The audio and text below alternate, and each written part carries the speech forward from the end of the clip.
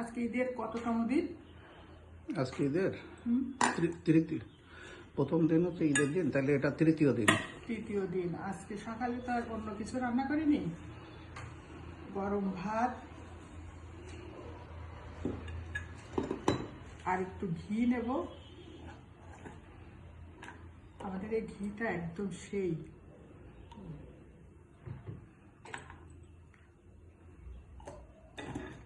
আর একটা কাঁচামরিচ।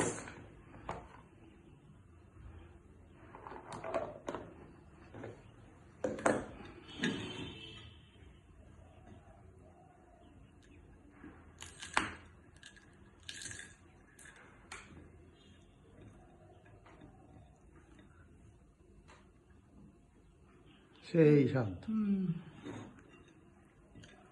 মাছ মাংস না খেয়ে এটা খেলে অনেক শান্তি।